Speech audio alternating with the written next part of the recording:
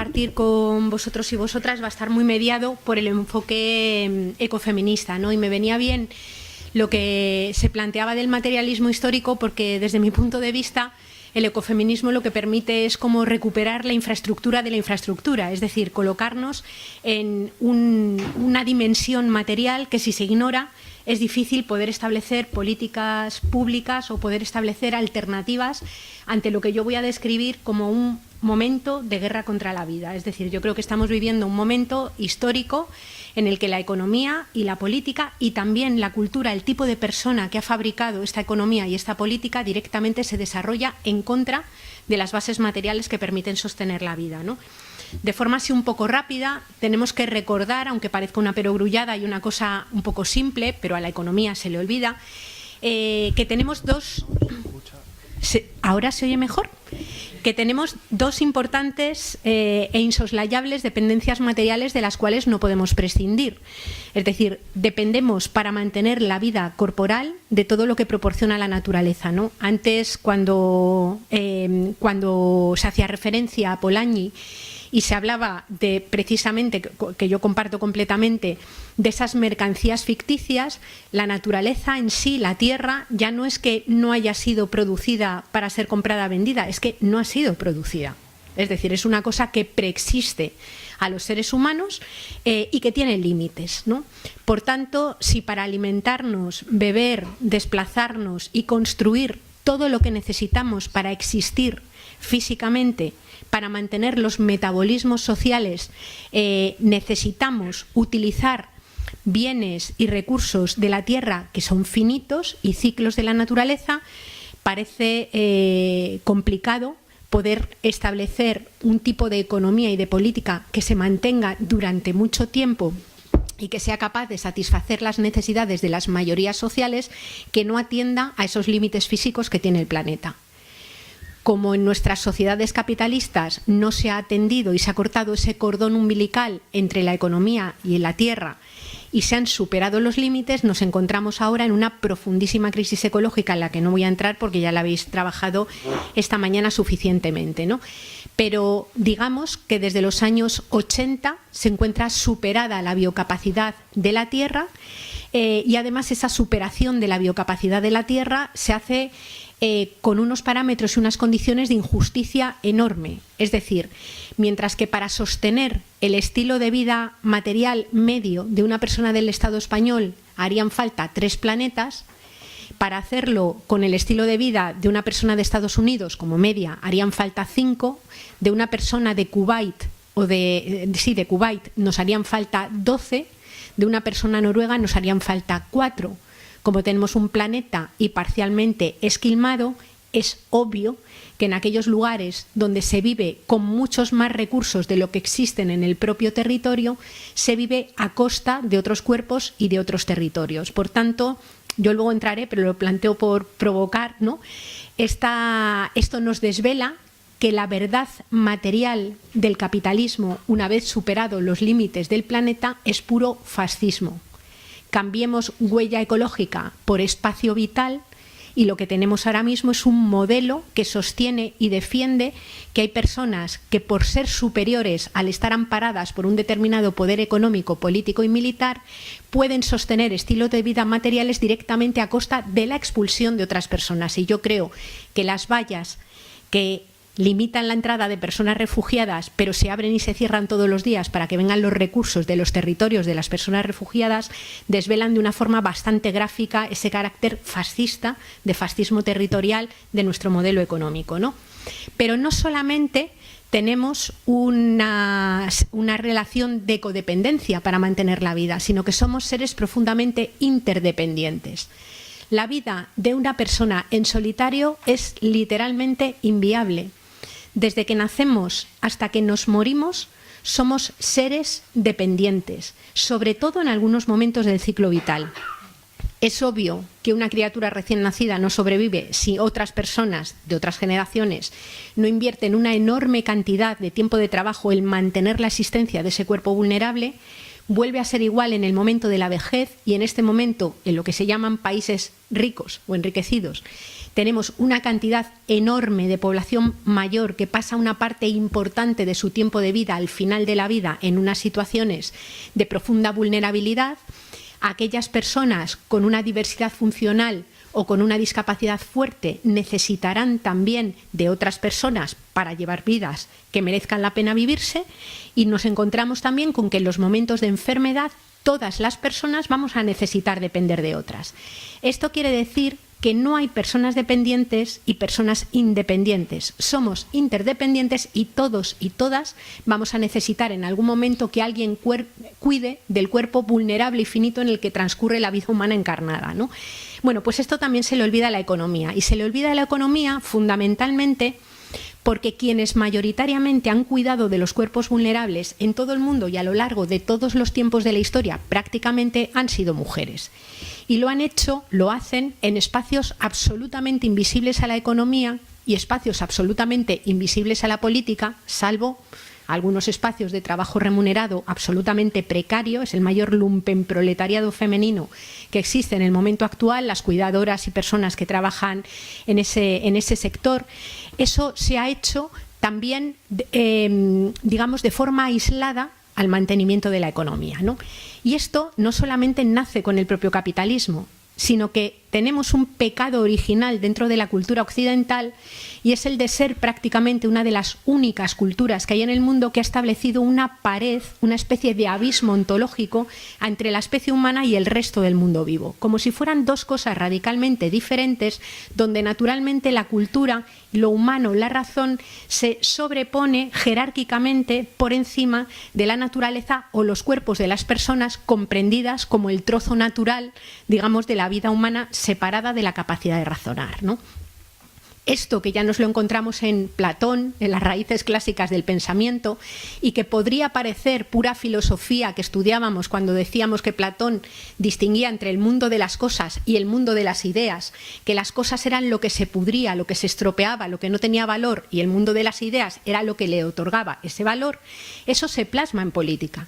Es decir, cuando nosotras revisamos cómo funcionaba la democracia ateniense, en la polis de Atenas, nos encontramos que en el momento de mayor apogeo había 34.000 ciudadanos, 34.000 ciudadanos que iban al ágora, deliberaban, tenían tiempo para pensar la vida en común, tomaban las decisiones que le venían fenomenal a todo el mundo, informadísimas por el conocimiento del momento, ¿no? No es tan fácil encontrar que en el mismo momento en Atenas había 300.000 esclavos y esclavas. Esclavos y esclavas que cultivaban, pescaban, fabricaban enseres, tejían ropas, es decir, interactuaban con la naturaleza para obtener los bienes y servicios que impepinablemente hacen falta para sostener la vida humana. Y menos fácil todavía es encontrar que además de 34.000 ciudadanos y 300.000 esclavos, es fácil que hubiera 34.000 esposas, que tampoco iban al ágora, que tampoco trabajaban en el espacio público, que tampoco tenían posibilidades de tomar decisiones sobre la vida en común. Las esposas parían los hijos de los ciudadanos, los cuidaban al propio ciudadano, cuidaban a los padres y madres de los ciudadanos y se ocupaban que la reproducción cotidiana de la vida se pudiera dar, ¿no? ¿Qué es lo que sucede? Que el concepto de hombre, con mayúscula, el concepto de persona, que es sujeto público, que toma las decisiones en la vida en común, es un sujeto absolutamente ficticio, es un sujeto que no existe, es un sujeto que se percibe a sí mismo emancipado de la naturaleza, emancipado de su propio cuerpo y emancipado de las otras personas. Pero como uno ni una puede vivir con esa triple emancipación, lo que sucede es que se invisibilizan, se sacan de la esfera de lo público a aquellas personas, a aquellos sujetos y a aquellas tareas que mantienen las relaciones de codependencia e interdependencia, ¿no? Bueno, ese perfil de sujeto, que es la esencia del sujeto patriarcal, ha ido progresando y ha ido adquiriendo determinadas proyecciones en el futuro que están cristalizadas también en el momento que estamos viviendo. El sujeto de la modernidad y de una buena parte de la Ilustración es también un sujeto que hereda esa triple emancipación. Descartes, Newton, todos los filósofos de la modernidad mantienen ese sistema dicotómico y le ofrecen o le otorgan también esa diferencia jerárquica, ¿no? pero donde ya adquiere una dimensión absolutamente cristalizada es con el nacimiento de la economía capitalista, ¿no? Porque la economía capitalista, nacida en ese contexto patriarcal, lo que hace es volver a esconder, volver a invisibilizar dentro del terreno de lo económico todas estas aportaciones. Y lo hace generando una serie de mitos, una serie de creencias que están plenamente inoculadas y vigentes en nuestros modelos económicos y que muy lamentablemente los sectores que se autodenominan de izquierda, emancipadores o muy progresistas o tremendamente progresistas o muy radicales reproducen en buena medida, ¿no? ¿A qué me refiero? A la noción, por ejemplo, de producción. Hoy la producción no es una categoría ligada a la conservación de la vida y a su mantenimiento. No es una categoría ligada a lo que la tierra puede proporcionar y no es una categoría ligada a la obtención de bienes y servicios que permiten satisfacer necesidades humanas. La producción es una categoría ligada a la maximización del excedente social medido en términos exclusivamente monetarios. Producir es hacer que la economía crezca. Producir es generar incrementos de los valores añadidos que quedan consolidados en el Producto Interior Bruto. Al desviar la atención de la producción a la exclusiva vara de medir del dinero y no mirar tanto qué se produce, como se señalaba antes, ni para qué se produce, ni quién usa lo producido, ni a costa de qué, pues lo que sucede es que ya no somos capaces, con esa mirada extraviada en la vara de medir del dinero, como dice Jorge Rietzmann, que yo es la única persona que he conocido que le haya hecho un poema al PIB, pues ya no somos capaces como cultura de discriminar entre lo que nos acaricia y lo que nos aplasta. Le llamamos producción a producir bombas de racimo y le llamamos producción a cultivar trigo. Ambas cosas son producciones y el modelo económico las mide de la misma manera, en euros. Y como lo único que mira es eso, intenta que esa cantidad de euros salga al máximo posible sin preguntarse qué uso tiene aquello producido, ¿no? Cuando además lo producido se hace a costa de extraer bienes finitos de la corteza terrestre o de forzar ciclos naturales que son alterados pero no controlados por la tecnología, nos encontramos con ese gran problema ecológico. Pero también el propio modelo productivo utiliza una cantidad ingente de horas de trabajo que mayoritariamente mujeres realizan en el entorno doméstico. Es decir, en el entorno doméstico se da también, no solo el patriarcado es eso, pero una especificidad de la lucha de clases. Es decir, se genera una especie de plusvalía en forma de tiempo social que es incautada por muchos hombres y algunas mujeres para liberar tiempos que ponen al servicio del espacio público, muy mediado también por el espacio de mercado, en esa situación de connivencia que yo comparto completamente, ¿no? Claro, la incautación de esas horas de trabajo combinadas con el cambio que se ha producido en las pirámides demográficas dentro de nuestras sociedades nos aboca a otro problema también estructural grave, que es lo que desde el feminismo se ha denominado la crisis de cuidados, ¿no? Todo ese tiempo que hace falta para cuidar sigue haciendo falta y ahora además hace falta más tiempo incluso, porque hay muchas más personas envejecidas, porque el propio diseño urbano y el diseño de la ciudad, por ejemplo, pero también el del medio rural, ha alejado enormemente las distancias que hay entre los diferentes puntos en donde se dan las distintas dimensiones de la vida humana. Es decir, desde donde tú tienes tu empleo, hasta donde trabajas, hasta donde tienes que cuidar a lo mejor a padre o madre, hasta donde te tienes que desplazar, hay distancias tan enormes que hace falta más tiempo para poder cuidar. La precariedad laboral, que te impide incluso poder apelar a esa ñapa que se ha hecho para que las mujeres cuidemos y trabajemos en el espacio público, por así decirlo, o sea, en el mundo laboral, que es lo que se ha llamado en conciliación, ¿no? Todo este tipo de cosas hacen que, habiendo más necesidad de tiempo de cuidados, haya menos tiempo para hacerlo, ¿no? Y esa es la crisis de cuidados. ¿Qué es lo que se ha hecho en el marco de nuestras sociedades? Pues tirar fundamentalmente de dos vías para resolverla. La primera, se llama pomposamente la transferencia generacional de cuidados, que no es ni más ni menos que la aparición de todas las abuelas esclavas, ¿no? Es decir, mujeres de otras generaciones que invierten parte de trabajo en cuidar cuando no se tiene tiempo, ¿no? Y el segundo mecanismo de mercado ha sido el segundo submecanismo de mercado, que es la generación de un mercado laboral en donde algunas mujeres venden fuerza de trabajo para hacer los trabajos que mayoritariamente mujeres no tienen tiempo de hacer en el espacio doméstico, ¿no? Generando, decía antes, el modelo y el espacio y el sector laboral más absolutamente despreciado, subordinado y desvalorizado y mal pagado que hay dentro de nuestras sociedades, ¿no? Si además miramos ahora mismo en los países occidentales autodenominados desarrollados, de dónde vienen una buena parte de las mujeres que sostienen toda la tarea de reproducción cotidiana de la vida, podríamos darnos cuenta de que estas mujeres vienen con frecuencia de los mismos países de los que extraemos materias primas que sostienen el metabolismo económico. Es decir, que tanto en términos de codependencia como en términos de interdependencia vivimos, por así decir, no por encima de nuestras posibilidades individuales, como decía el otro, sino por encima de las posibilidades de nuestros propios territorios, ¿no? Una vez, digamos que todo el modelo de estado de bienestar y toda la generación de servicios públicos y de lo que llamamos lo público en las sociedades occidentales toma cuerpo en el periodo que se llaman los 30 gloriosos, es decir, el periodo que va entre 1940 y 1970, donde se produce lo que se llamó el pacto keynesiano, ¿no? Ese pacto keynesiano, a partir del cual las clases obreras organizadas renunciaban a la propiedad de los medios de producción. Los dueños de los medios de producción, de alguna manera, renunciaban a parte de sus beneficios y el Estado gestionaba esos recursos a los que se renunciaban para asignar o dotar de una serie de servicios públicos que garantizaban, digamos, la satisfacción de las necesidades de las personas, ¿no? Bueno, ese modelo empieza a hacer crisis a partir de los años 70.